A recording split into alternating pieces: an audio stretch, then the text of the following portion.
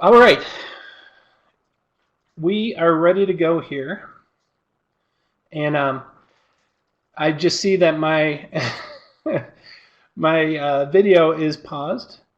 Let's see if I can get that running again. If we can't, it's no big deal. So I think I may turn off the camera for a little bit. Hopefully, it'll come back.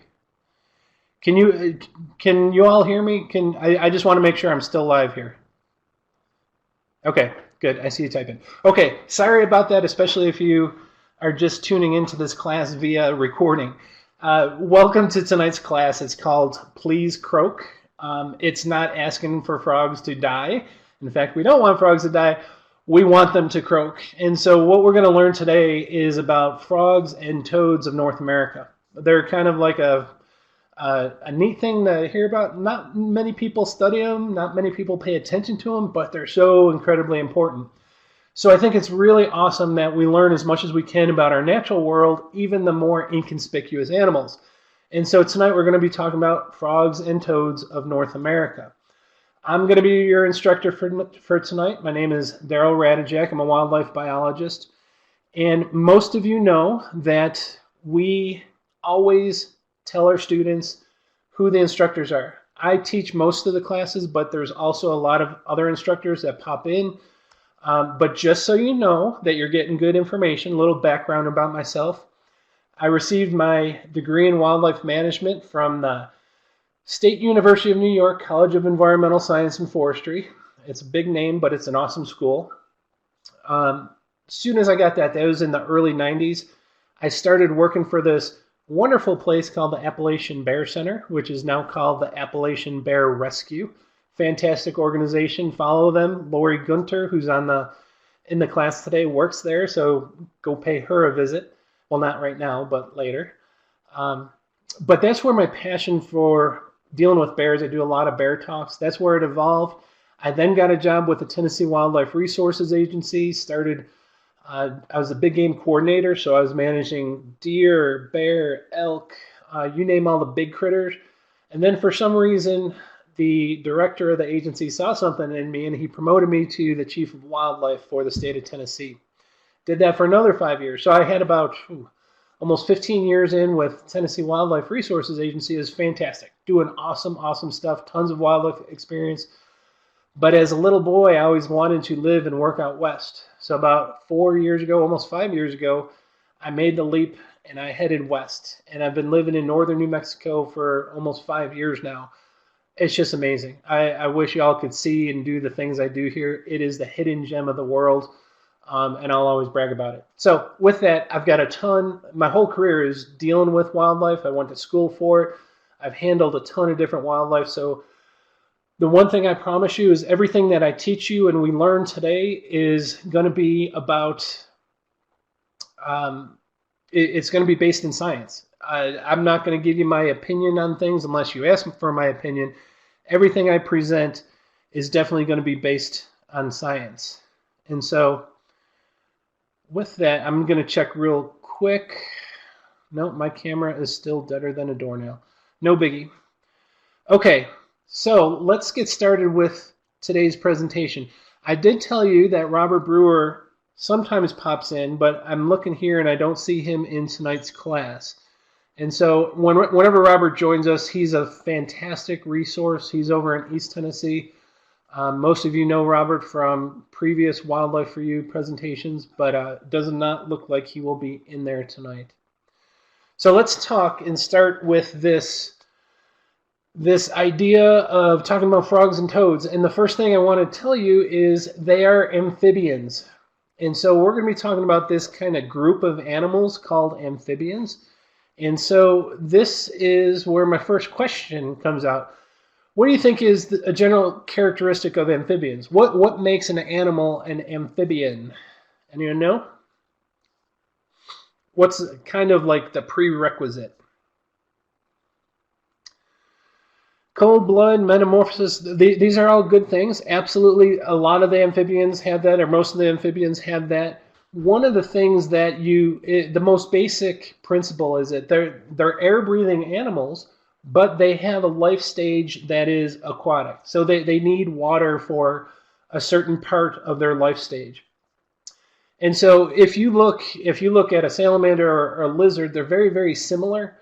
But that what makes that salamander different than the lizard, which is a reptile, is that salamander requires water. It requires that aquatic stage of its life in order to develop. And so that's kind of what separates amphibians from a lot of the reptiles, is that water stage.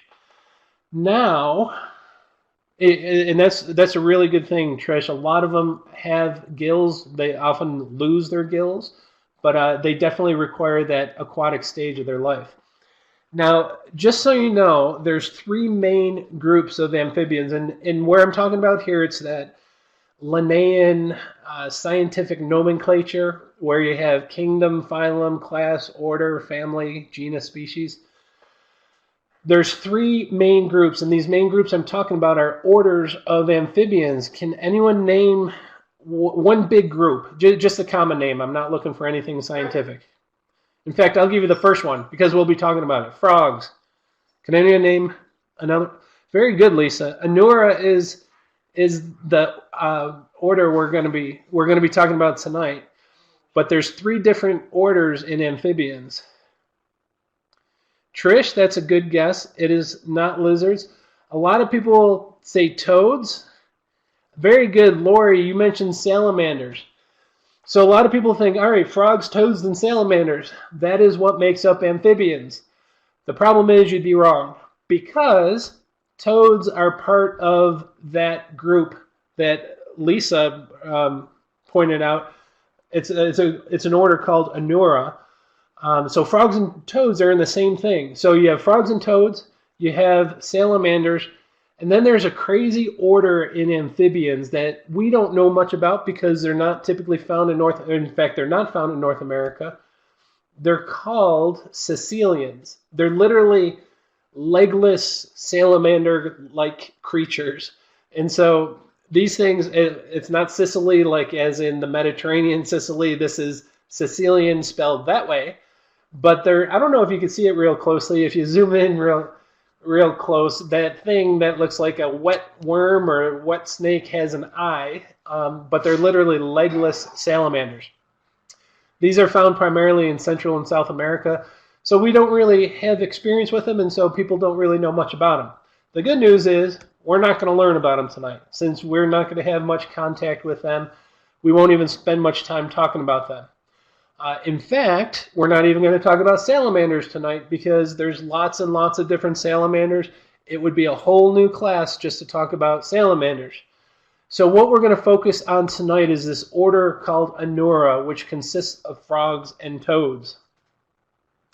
So this is that order, that's that word, that fancy word that I was saying, that Anura. And so the question is, it mainly consists of frogs and toads. So what is a general difference between frogs and toads? What separates a frog from a toad? Generally, it's not 100%, but generally. Anyone know any things that are different between those two? Suction cup feet. There's slight differences. Water's one. One of the big ones when you're looking at the differences between frogs and toads is a key thing is skin. Now, again, remember, there's always exceptions to the rule, and I'll mention that again at the end, but typically when we're dealing with frogs, they have more of a smooth, wet, moist skin, whereas toads tend to be a bit drier, a bit more wartier or bumpier, so to speak. And so their skin is typically different between a frog and a toad. Another big difference is their hind legs. Their hind legs on frogs, you know, frogs are made for jumping. And so they have these huge jumping legs. It literally looks, if you look at the picture on the left, it looks like an Olympic sprinter in the starting block. And they can jump. They could just release those legs and jump pretty far.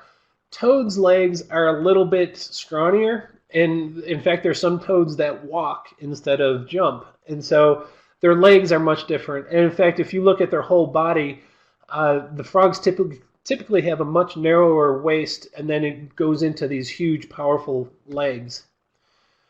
Another really cool thing is how they reproduce and how they lay their eggs. Now, I bet you most of you have seen one of these masses or both of these masses floating in a pond. Oftentimes you go on a hike, you come to some stagnant water, a pond, even a puddle, and you see this glob of gelatinous goop, and you have all those little dots in it. Oftentimes, when it is a clump and they're all kind of stuck together, those are typically frog eggs. They lay them usually in mass, all stuck together in this clump. Toads, on the other hand, they too will lay eggs in water, but typically they lay their eggs in a line, which is really cool. To be honest with you, I haven't really seen toad eggs much, but I've encountered numerous frog eggs. And I threw this picture in there simply because it shows a really good difference between the frog eggs versus the toad eggs. But I thought that was ironic because it looks like someone's about to eat sushi. But you can see how the frog eggs on the left are generally this giant gelatinous mass, and the ones on the right are more linear, and they're laid in a straight line. So that is a big difference between frogs and toads, typically. And last but not least, habitat. Frogs tend to be much more aquatic. They're always in and near around water. But remember, there's exceptions to all the rules. There are tree frogs that barely spend any time in the water once they mature. There's some toads that actually enjoy water. Now, toads, the majority of them, they prefer drier pieces of land. And so, as a little kid, usually you found toads walking around in your backyard and you played with them. Typically, when they're a long ways away from water sources, a lot of times they're going to be some kind of species of toad. So, like I said, remember there are always exceptions to the rule. And so, just like there are some frogs that don't go near water, they're arboreal, they like being in trees. There's some toads that like being in water. There's some toads that may lay their eggs different. But generally, the main difference between the frogs and the toads are what you see listed here. All right. Another really cool thing about I shouldn't say amphibians, but frogs and toads, this order Anura, is how they develop. As a young child, we loved walking up into a puddle and then seeing these not millions, but hundreds, if not thousands, of little black critters darting all over the place. And we learned at a young age that these were tadpoles. And I imagine almost everyone in this class, especially if you love the outdoors, you have caught tadpoles as a young kid, or you helped your child catch tadpoles. And they're really cool because oftentimes, if you dip in and you catch some, they will be at different stages of development. And so this tadpole is literally the result of those eggs, and then they start maturing to form that frog or that toad. And it's really cool because everyone knows what the tadpole looks like, but sometimes you get them later on and you'll see a tadpole that may have two tiny legs poking out the back. Sometimes you see, when they're really advanced, it's literally a tadpole with four legs. And so it's just a really cool science experiment as a young child to kind of see the development, the progression of how that egg turns into a tadpole, turns into all those medium stages of development, and then finally turning into an adult frog. So it's a really cool thing. I'm not going to spend a lot of time there because we got a lot of frogs to learn today. And then the last thing I do want to mention about amphibians before we start the fun stuff is the serious side of things. Remember, I talk about science. In science, we're trying to be objective. We try to talk about the facts we know. Lots of times they're really good and cool facts, but sometimes they're concerns that we have. Does anyone know, this is going to be a bonus question here. Does anyone know what the big concern is with frogs and salamanders right now? Pretty much amphibians. There's something out there that's really impacting them. Does anyone know? Water pollution, that's a really good guess. Water pollution, climate change, those things are absolutely having an impact on amphibians. And Lisa, I have a feeling that you're some kind of wildlife student because you got two really good ones. Habitat loss is a good one. French restaurants. Hey, it's not just French restaurants, it's Southern restaurants too with frog legs. But a really nasty thing that's whoops, I almost lost you. A really nasty thing that is going on in the amphibian world is what we call chytrid fungus. It's this fungus, and there's the fancy name, Batrachochytrium dendrobatitis. I'll say it once. That's the only time I'm going to say it. But we call it BD for short. But what chytrid fungus is, it's a fungus that's not from North America. It comes from the other side of the ocean. But it's a really bad thing in the amphibian world. The reason being it gets on the frog's skin. And you have to understand, lots of amphibians, their skin is really delicate. They use their skin in multiple ways, one of which is to breathe through their skin. Now, not all of them breathe totally through their skin, but lots of them do take in oxygen through their skin, especially when they hibernate in the wintertime. Just so you know, lots of frogs will hibernate. They'll almost freeze throughout the winter. And so they're underground when they're doing that, and the only oxygen intake they get is through their skin. Now, this chytrid fungus develops and it grows on their skin, and it starts interrupting some of those important processes that the skin takes care of. And it's extremely deadly. There are some frog populations that are completely wiped out in certain areas because of this chytrid fungus. Not all species are impacted the same way, some more so than others, but it is impacting a large number of these frog species. And so it's something we got to keep an eye out. Even in my day job here in New Mexico, we've detected this chytrid fungus in certain parts of our state. And so it'll be found in a water body. There may be a pond there that's infected with chytrid fungus, and the frog species have literally died out, or they're extremely, extremely hampered by this chytrid fungus.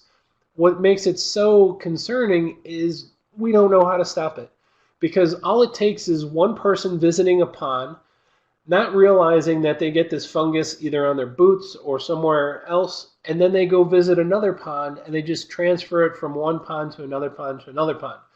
So it's literally a freight train that's hitting these amphibians. Hopefully we'll figure something out. More than likely what's going to happen is Mother Nature will figure something out, and there will be some amphibians that learn to adapt. So just in case you want to impress your friends and let them know that amphibians are really getting impacted by chytrid fungus, it's something we're really keeping an eye on, especially in the scientific world. Okay, so what we're going to do, we are going to spend the rest, another 30 minutes or so, talking about North American frog and toad species. Here's the thing, I've studied lots and lots of wildlife, and the thing I want to tell you is, before we get started here, what I want to tell you, frogs are way better than birds. Here's the thing, I have a bias, and I'm going to explain this bias of why frogs are way better than birds. It's probably because I'm tone deaf. But here's what happened, and this is actually like a true story. And so why I think frogs are better than birds, it's because if you've ever spent any time with a birder, sometimes they could drive you nuts. I love them, they're my best friends, but I don't have the gift that they have. Because a lot of times when you try to detect birds or frogs, you have to do it auditorily. You may not see them, but you hear them. And so you really have to be able to differentiate between the species. And here's what's going on. When you go out with a birder, they're going to see this amazing bird. They're going to say, oh, there's a blue-headed sparrow, otherwise known as a Bluebirdicus confusiolis. Don't worry, I'm making this up. Please don't copy this or go share this with anyone. But they'll be all excited because they see this really cool bluebird, or they hear this really cool bluebird. And then they'll get all excited because there's another bird. There's this orange-throated warbler. otherwise known as Orangicus perplexiolus. And they're getting all excited because that's what they do. They're birders. They love this stuff. And there I am trying to learn my birds. Here's the problem, folks. Usually you don't see those birds. Usually those birds are really far away and really small that you can't see the coloration, and they're usually in trees. And so you have no visual cue as to what bird species you're trying to detect. And so the birder friends will usually say, oh, it's really, really simple. And they'll have you listen to the bird call. And so that blue-headed sparrow will call, and its call will go, cheer up, cheery chink. And then they'll get excited because the orange-throated warbler will say, cheer up, cheerio, cheerio, chink. And you're like, that's the exact same thing. There's no difference between the two. And they're trying to describe the subtle differences between the bird calls. And you are just sitting there, like me, just saying, I have no idea what you're talking about. Now, I will tell you, I love birders. I know a lot of folks that are fantastic birders. And I'm just admitting to you right now, I am not one of them. When it comes to birds, I got to get some help. So that's why I think frogs are a piece of cake compared to birds, because they're usually much more distinct, or there are easier ways to remember one frog species from the next. So again, nothing against birds, but I think frogs are easier to learn. So sit back and relax, because we're about to learn a whole bunch of North American frog species. So let's dive into the world of frogs. All right, what I'm going to do, I'm just going to go through species by species. In fact, I've got to get something ready here. And we're going to talk about, now I will tell you, I will show you a picture of each and every one of these species, but don't try, if you want to remember what they look like, great. But I would say 95% of the time, you're not going to see a frog. You are going to hear a frog.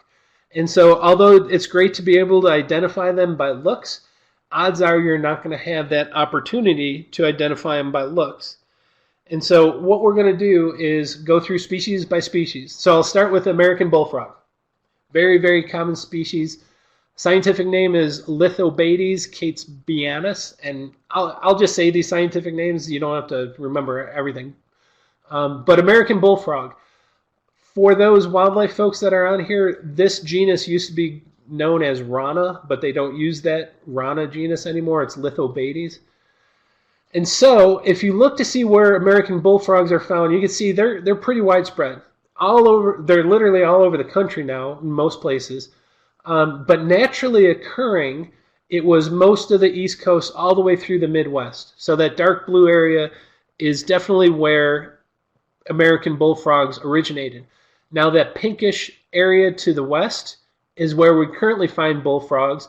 They're actually a native or a non-native introduced species in a lot of these western states, and they're really wreaking havoc. Even though they're native to North America, they're not native to the West Coast, but they're literally found all over the West now. Now, a really cool thing regarding bullfrogs, well, regarding all frogs, you see that circular thing behind its eye? Many frogs, you'll see that. Does anyone, I have a feeling Lisa's going to know this, but does anyone know what that thing is called?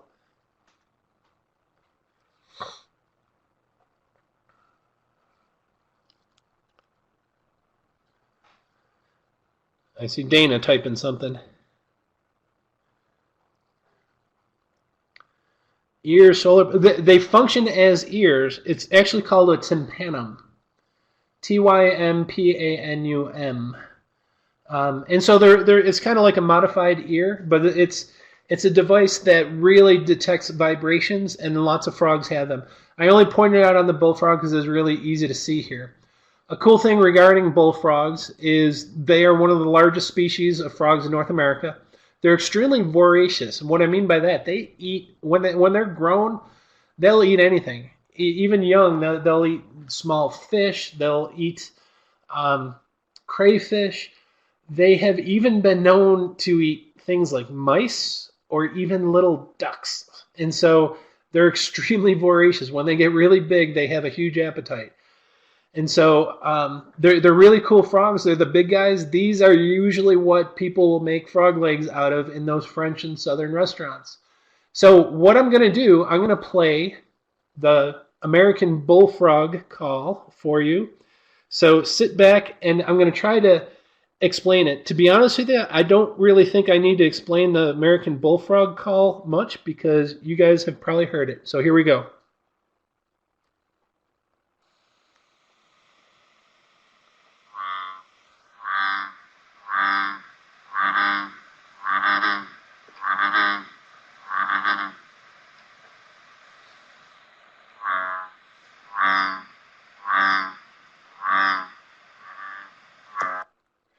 I don't know if that jug of rum explains it, but this is one of those calls that I would almost hazard a guess that everyone in this class has heard. I'll play it again really quick, but um,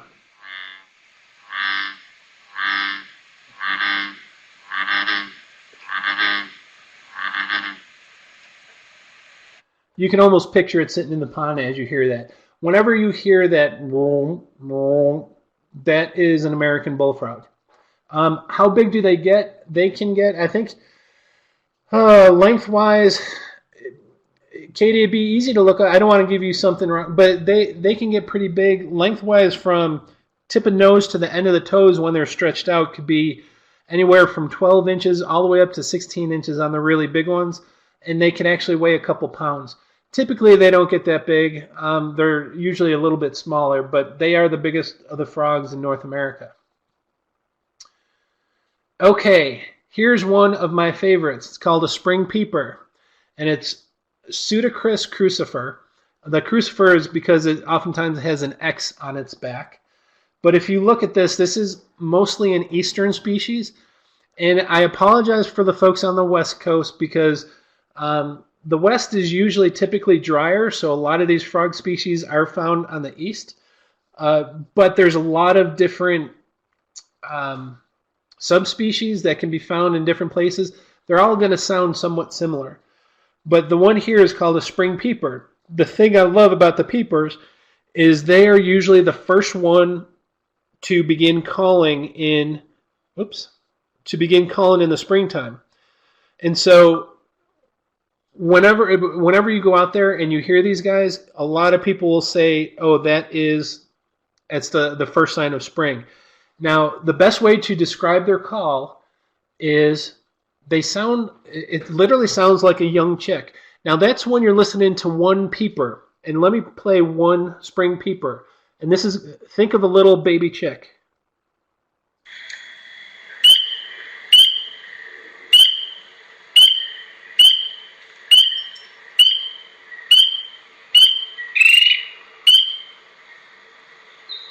Okay, so that is what one spring peeper sounds like.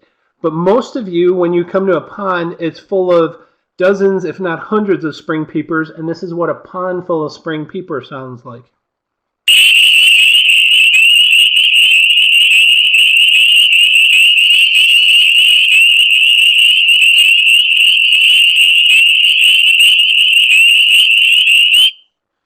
I imagine almost everyone here has heard that sound before. It is literally just the epitome of being in the outdoors, especially when the night calls and the campfire's going and you hear the spring peepers in the background.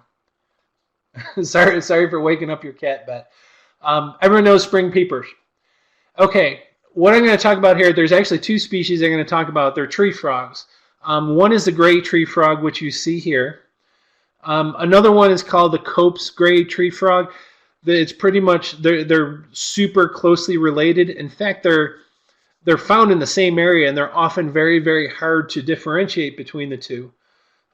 Again, they have a tremendously large range in North America, most of the East Coast. And these things are going to definitely be something that you hear, that you've heard before. A really cool thing about these tree frogs, because not many people will see a tree frog, a gray tree frog. You hear them all the time, but you rarely see them.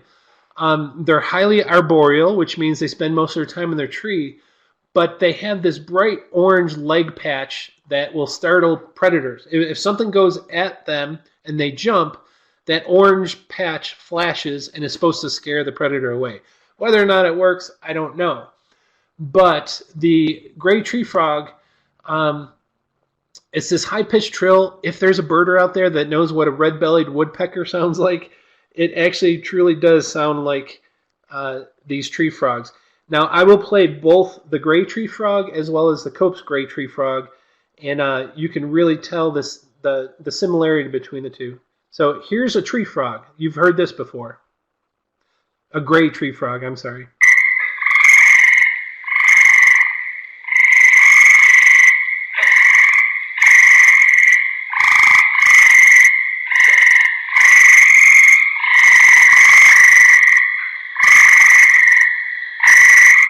I imagine all of you could close your eyes and think of a time where you heard that in the background when you were out camping. Now here's a Cope's gray tree frog. It'll be very, very similar. It's a little lower pitched or higher pitched.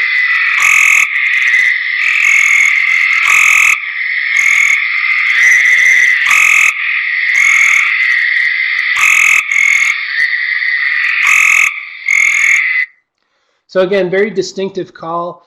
And I imagine most people living in the East have heard this before, and now you'll know exactly what you're hearing when you do hear that.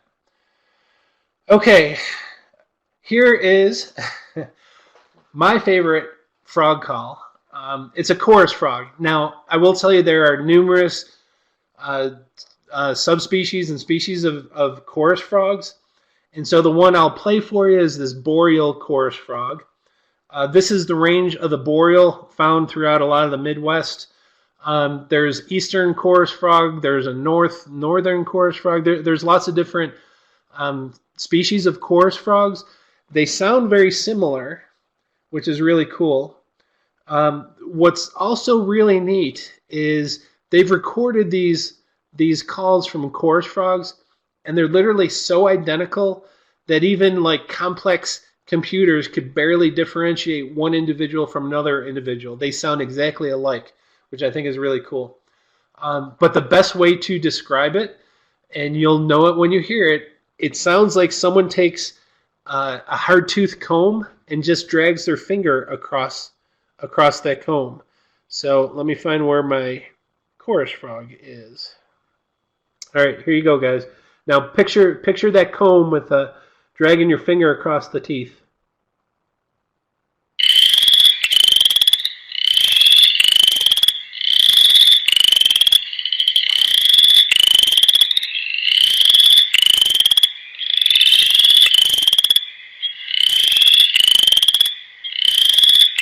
Can you all hear that finger drag on that comb?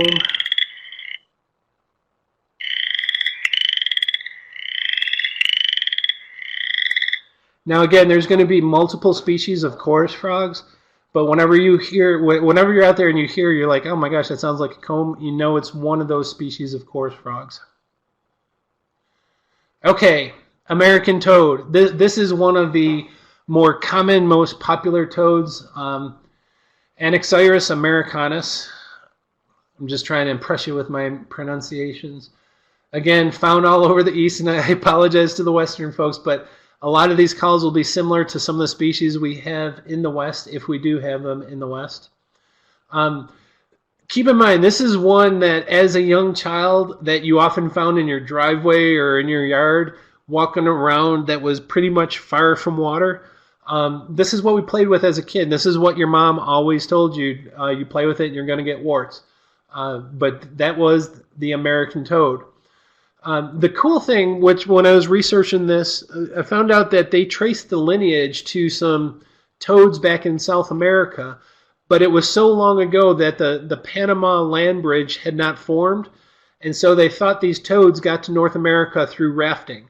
And that what that literally is, whether or not it's a tree or some debris gets in the ocean and literally floats across the Gulf Coast there and ends up in North America. And they believe these toads made their way to North America via a raft across the ocean. Okay, their song is going to be really, really easy to identify because it's just a nonstop note. It's just this one long single trill.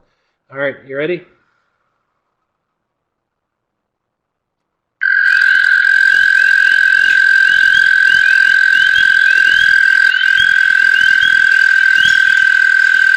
Now, I will tell you, you can hear peepers in the background, so just be mindful of that. But this long single trill is the American toad.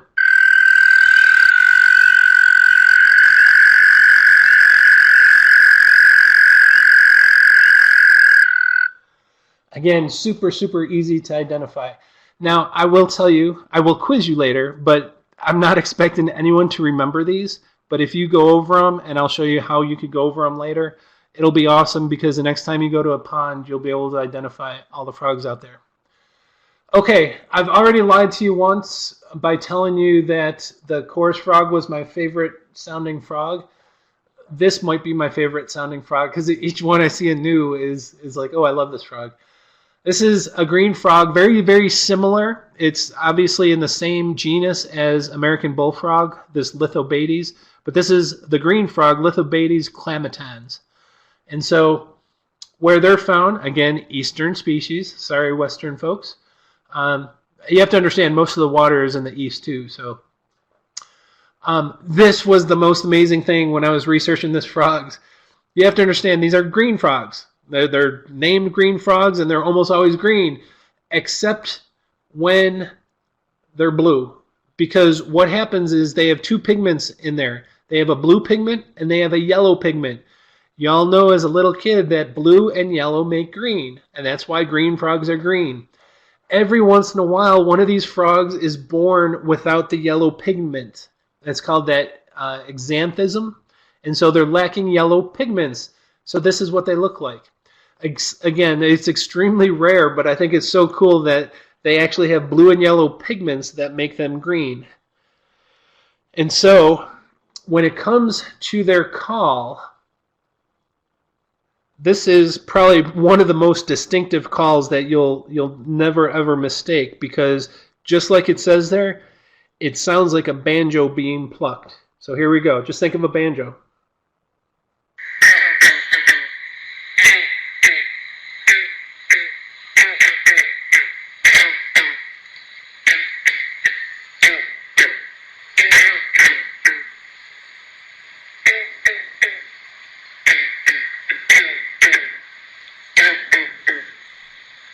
I guess there's no better way to describe it than that banjo plucking. So super distinctive. You hear that, you're like, oh my gosh, that's a green frog. And yes, Dana, that is a perfect tympanum. I should have pointed to that one because that one's much, much clearer. Okay, green frog. Next one. Another really cool frog. And I like this one because we're finally getting into some of the western species. This is literally all over North America. In fact, if you look at the range, it extends from west all the way to east. It's more northern. This is the northern leopard frog, but there is a southern leopard frog which looks and sounds very, very similar. Again, this is in the same genus as the bullfrog, the Lithobates.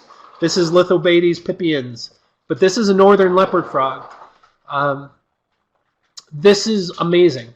One of the coolest things about this is they have discovered this enzyme that is now in clinical trials to treat certain forms of cancer. They mentioned mesothelioma, but also certain forms of brain tumors. So this is why it's so gosh darn important to keep every single species we can possibly keep, because there's a mystery behind each one. The bad thing is these leopard frogs are really getting impacted by the BD, the chytrid disease. And so their populations are really of concern. In fact, here in my forest in New Mexico, this is one of the species I'm trying to find. Now, when it comes to their sound, I was trying to describe it. It sounds like my dad snoring, followed by some... My dad's not here, so I can say that. Followed by some grunts. It's pretty distinctive. I promise most of you have probably heard this already. And so this is what a northern leopard frog sounds like.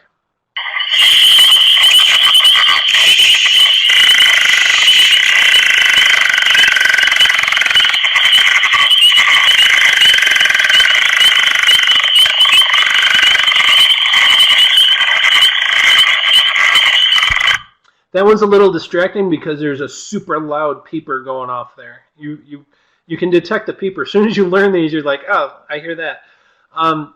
The chuckling noises is more of the leopard frog. There's the snore.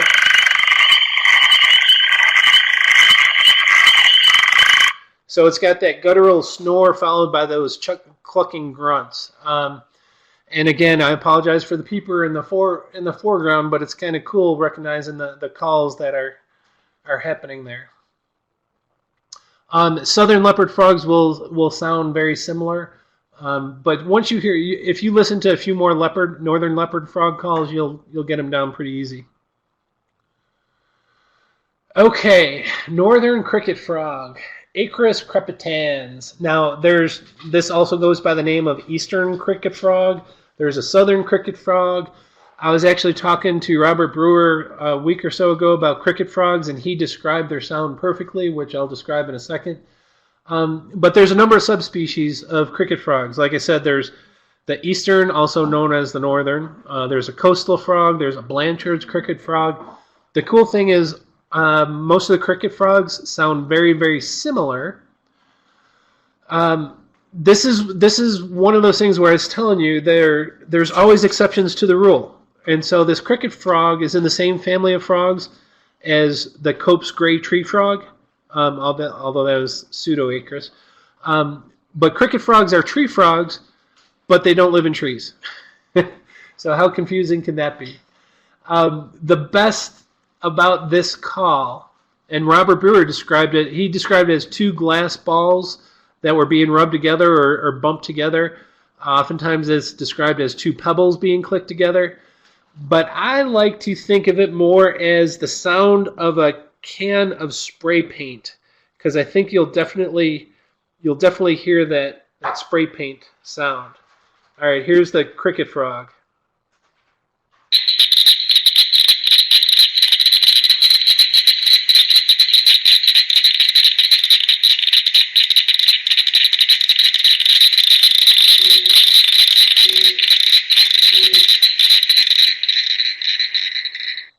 So did you hear the can of spray paint going on? Let's do that again.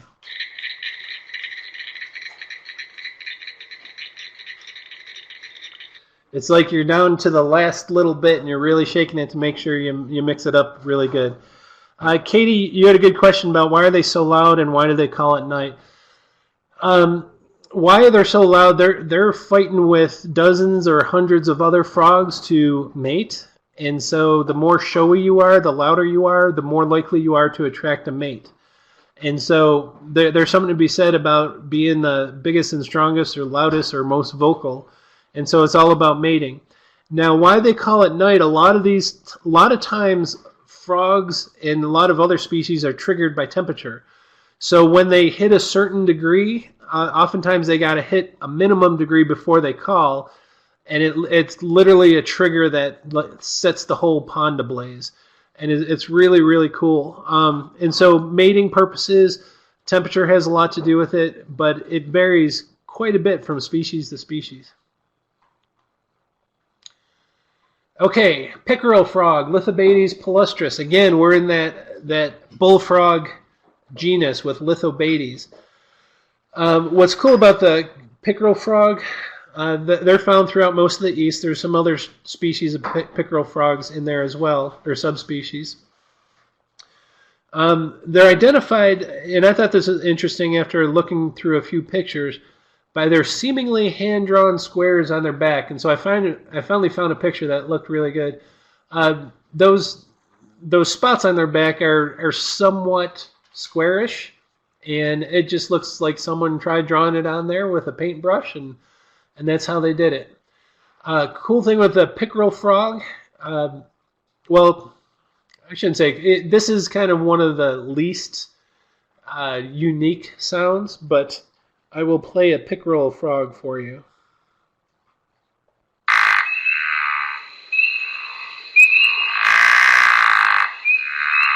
Don't mind the peepers in the back.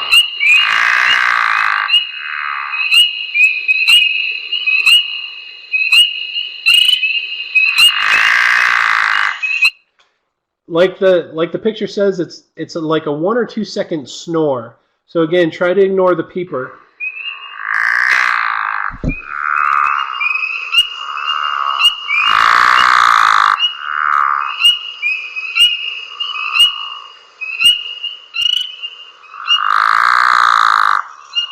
So that snoring noise is the pickerel frog. Okay, wood frog. I originally didn't include this, but on my quiz later, I noticed I had it in there. So, Lithobates sylvaticus. Again, we're still in that same genus. This is definitely a northern species, and so there might be some of you that don't have an opportunity to hear this. If you're in Canada, this is one of the most common frogs in the Great White North. Because it is one of these more northern species, they have some amazing adaptations. And I told you before that frogs hibernate. One of the cool things with frogs is they have the ability to freeze solid, not completely 100%, but almost 2/3 of its body would be a block of ice. And I don't know if you know this, but when your cells freeze, they rupture, and that will end up killing an animal. So most animals, if any part of them freezes, look at humans, if you get frostbite on your fingertips or on your toes and those things actually freeze, you lose those body parts.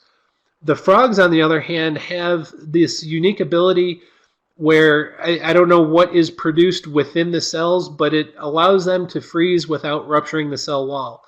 And so wood frogs are really, really cool in that regard and how much of them can freeze. Now, this is kind of a cool call because once you hear the description where it sounds like the quack of a duck, so get in the back of your mind what a duck kind of sounds like, and we'll play the wood frog for you. Uh-oh.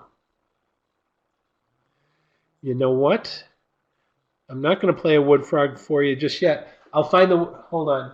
Give me 1 second, and I'll get that wood frog for you. I gotta look up my my frog call page. I accidentally deleted a call, and it turns out I deleted the wood frog.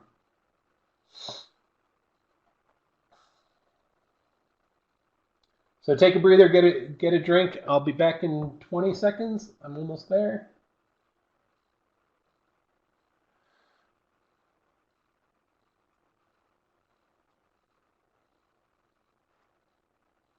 Okay.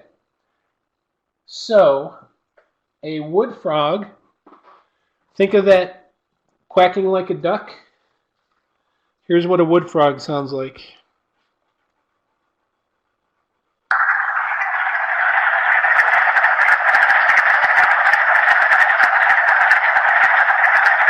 Think of a whole flock of ducks sitting on a pond.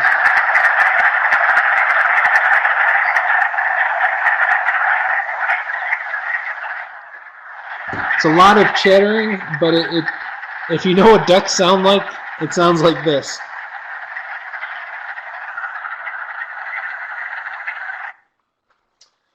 All right. Sorry for that short pause there, but that's a wood frog. That hoarse clacking sound, or that sound of like a flock of ducks sitting on a pond. Okay, pig frog. I threw this out here not because many of you will experience much. Again, it's in that same genus as the bullfrog, Lithobates. Grillio is the species.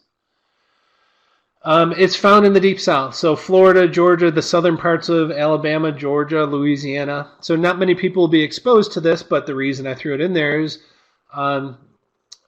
because it has a really cool sound. And so their diet's primarily crawfish or crayfish, however you want to pronounce that. But the reason it gets its name, pig frog, is because it kind of sounds like a pig. And so here is a pig frog. Now think of it, the chorus, whenever we say a chorus, we're just talking about multiple frogs. Sounds like a herd of swine. So these are pig frogs.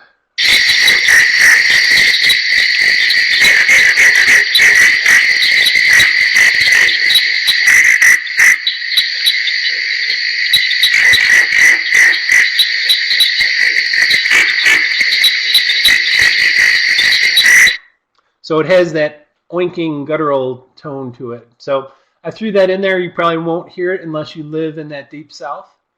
So we'll move to some more common species. This one here is the green tree frog, a different genus, Hyla cinerea. They're found throughout a much further extent in the southeast. Again, primarily southeast. You have to understand most frogs are found in wetter environments. I believe Bob Howdeshell photographed these in Cades Cove. It doesn't show Cades Cove being in the range, but they can be found in places you wouldn't ordinarily expect.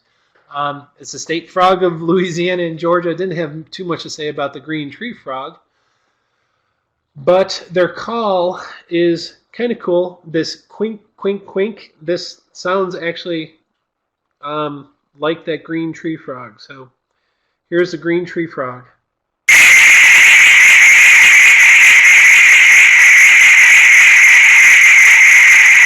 Now understand this is a big chorus of frogs, but if you could focus on, there's one that you can really hear the quink, quink, quink.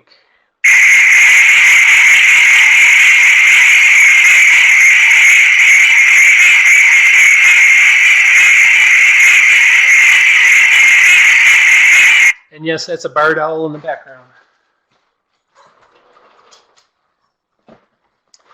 Okay, let me get through a couple more. I'll speed up. Mink frog, Lithobates septenda. I'm not even going to pronounce that. Didn't even look to practice that one. Mink frogs are found, I think these are mostly northern species, so most of you will not experience this. I added this because there's some really cool traits about frogs. This one is named a mink frog, not because it looks like a mink, but because it smells like a mink, which literally means it smells really bad. And so it was compared to the smell of rotting onions. But they do have a kind of cool sound to them, and you can definitely hear it. It's described as a distant hammering of nails, and I can tell you that's pretty much what it sounds like. So here's a mink frog. Now think of someone hammering nails in the background.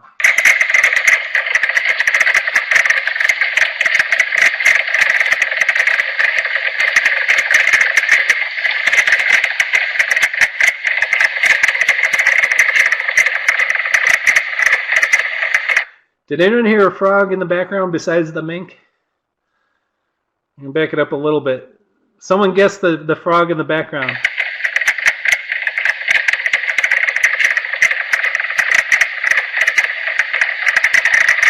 Oh, you couldn't hear it too good there. There was the banjo frog. The green frog was in the background.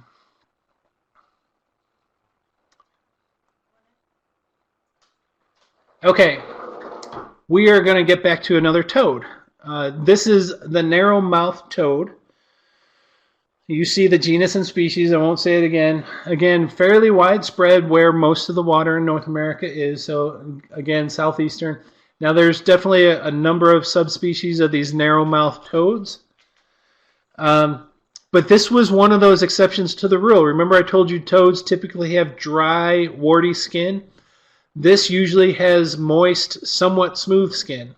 And so, unlike the true toads that were like the American toad in the genus Bufo, actually that changed from Bufo to a different thing, they actually have smooth, moist skin.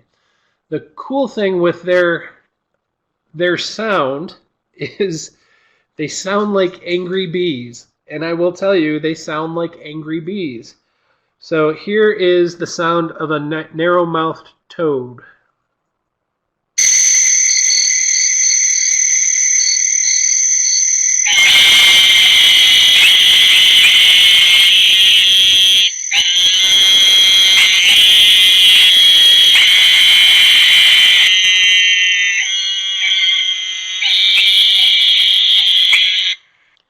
How many people would be walking around a pond and they hear that buzzing, would be swatting whatever was they thought was coming towards them? So here it is again. Oops.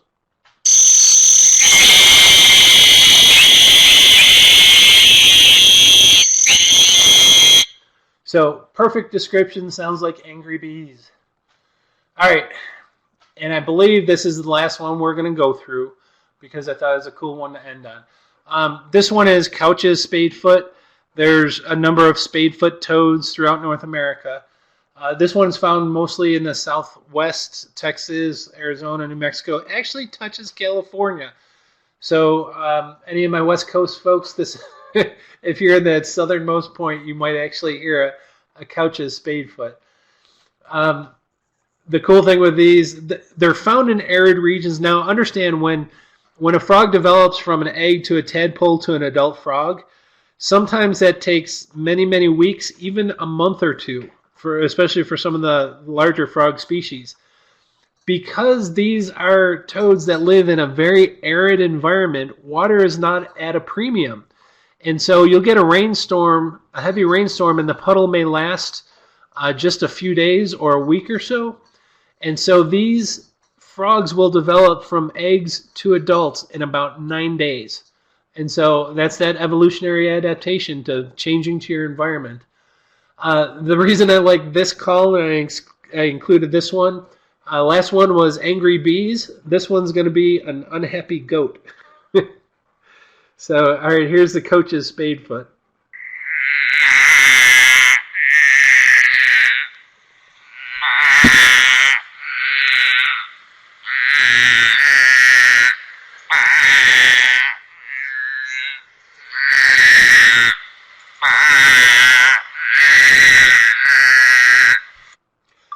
So again, very, very distinctive. The best thing is remembering those tricks of like hammering nails or angry bees or unhappy goat, and you'll do great at remembering your frogs.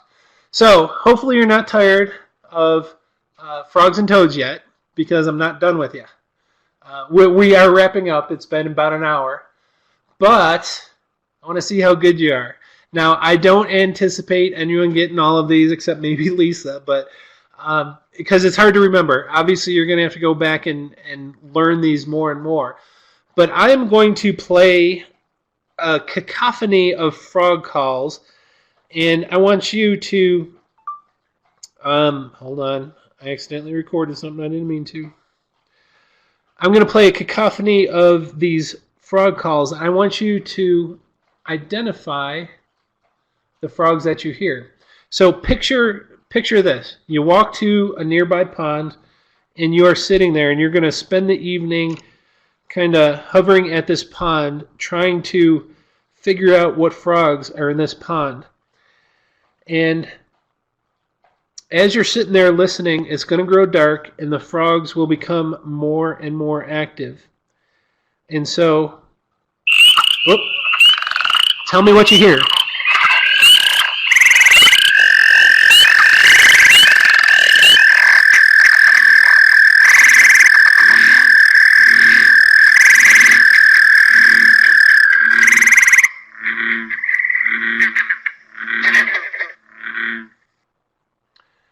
Okay, wait.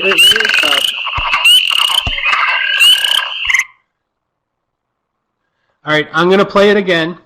And so just kind of close your eyes and think about some of the frogs you're hearing and start typing in yes. There is spring peeper. Someone got a bullfrog. You got a green frog, which is fantastic, Dana and Laura. I'll play it again. See what you hear.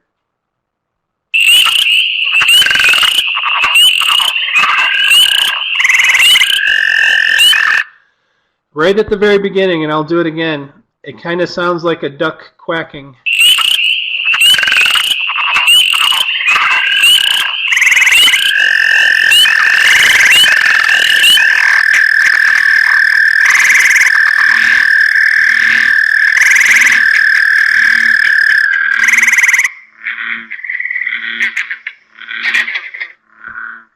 All right.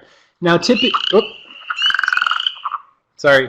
Typically, when you go to a pond, you're not going to hear that variety. But I will tell you what was in that.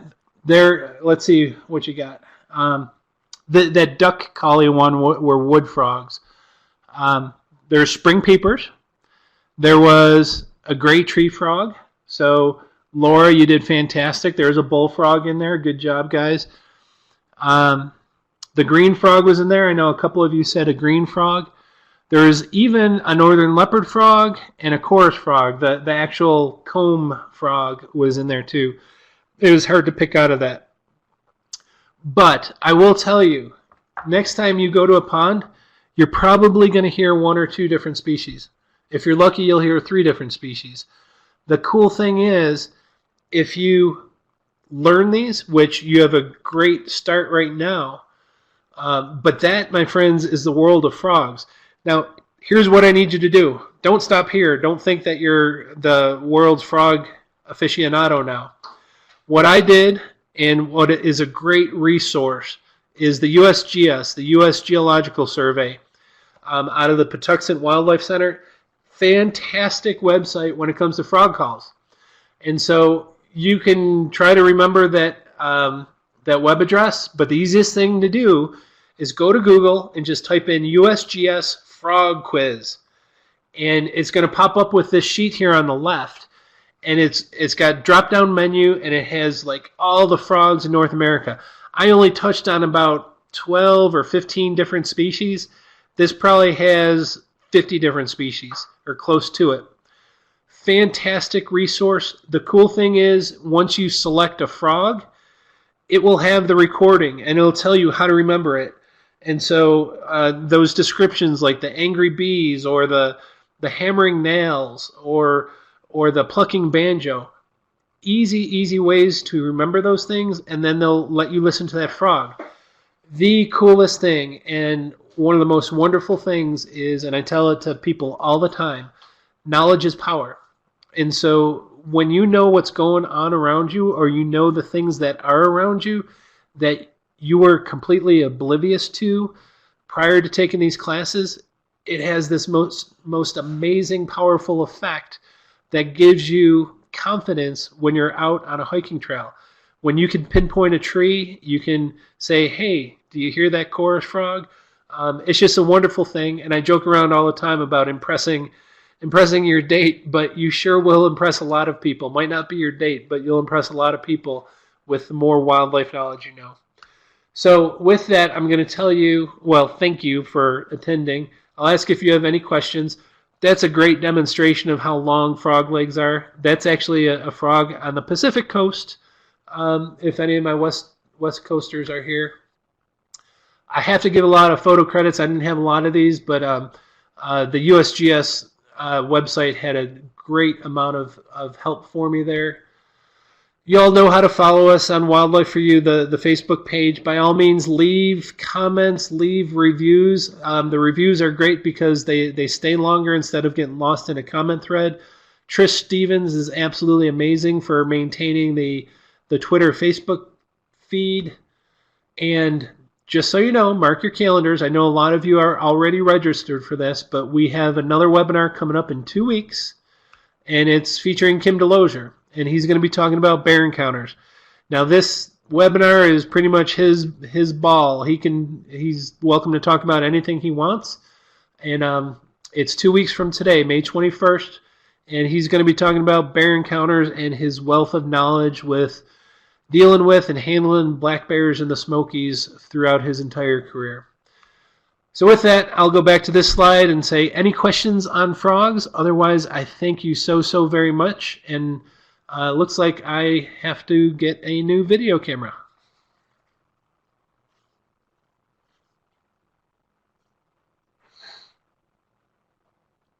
I appreciate all the kudos on the class. The best thing about the class is you will receive the recording, so you can always go back and watch it and try to remember some of the frog call stuff. But again, that USGS website is wonderful. You could learn more frogs than I could ever teach you in an hour.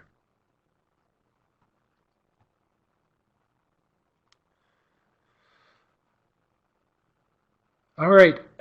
if you guys don't have any other questions, I am going to sign out, and I will send you the recording here shortly.